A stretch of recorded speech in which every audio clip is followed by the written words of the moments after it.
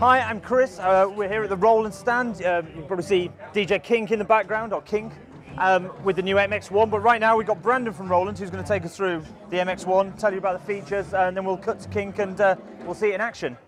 Yeah, so the MX-1 is really a mixer that's been designed to basically be played as an instrument. So not really a DJ mixer, not really a drum machine, but sort of a hybrid of a lot of different things. So first of all, it has 4 ports we call Aira Link ports. They're basically USB ports that can detect all of the other gear. So we have a TR8, TB3, VT3 System 1 plugged in.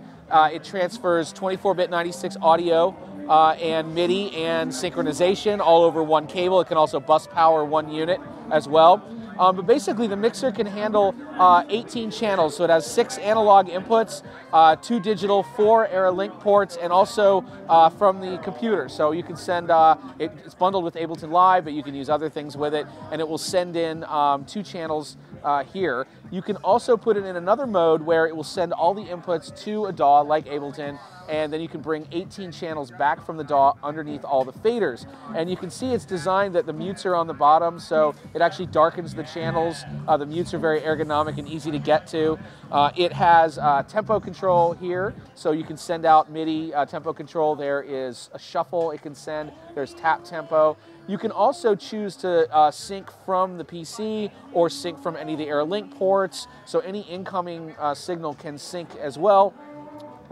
You can see that basically these are step sequencer buttons, so these are like the TR rec buttons you'd find on a TR8, but they're just shrunk down a little bit, and so every channel has independent beat effects, and when you select a beat effect you can pick a filter, sidechain, or slicer, and there are variations of them as well. And you can basically program in, you can step slices, step filters, sidechain parts together, and it's independent per channel. So you can create polyrhythms and all kinds of really crazy cool stuff. And then there's various intensities of those effects as well. And then every channel also has a master effect, so you can turn that on. These are global, and there's flangers, delays, filters, bit crushers, rolls, and scatter effect as well.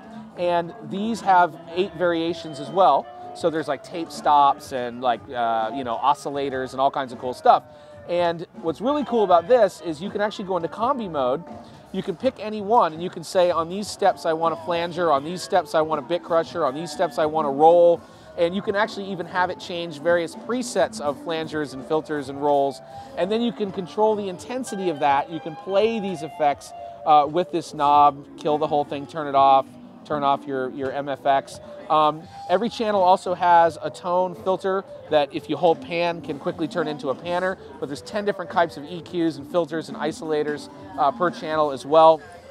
There's like DJ style cue mixing, so you can, any channel that's selected, you can cue in the headphones, smoothly bring it in. There's an aux send and return as well. Start stop button to start everything going. There's scene memories as well. The scene memories are recalled using these TR rec buttons. There's also mastering effects, so there's presets in here with, you got a high frequency exciter, compressor, EQ, really smooth gradient LEDs. And basically, when you hook it up to a Mac or PC, it can be 44.1, 48, or 96K 24-bit audio interface for Mac or PC, and it will send all the inputs, input monitor, and all the way back again. So basically, it's 18 channels bi-directional. It has a control surface mode if you just want to control the faders and clip launching and stuff in Ableton. Headphone jacks with headphone controls. It's really, it's amazing. And I think when you see Kink play it, you really imagine that it is a mixer and an audio interface and a step-based effector, but really it's designed to bring, your analog gear, your gadgets. It actually has an 1/8" jack as well, which is great for like iPads and tablets and stuff and cell phones. And it's really meant to bring all this stuff together, one driver to the computer. If you don't have any outboard gear, just this and one cable and a laptop with Live or something, and you can bring all those channels in and apply all those beat effects and master effects to anything coming in. And so it's super creative and a lot of fun. And so it'll be out probably March, and it's going to be $5.99.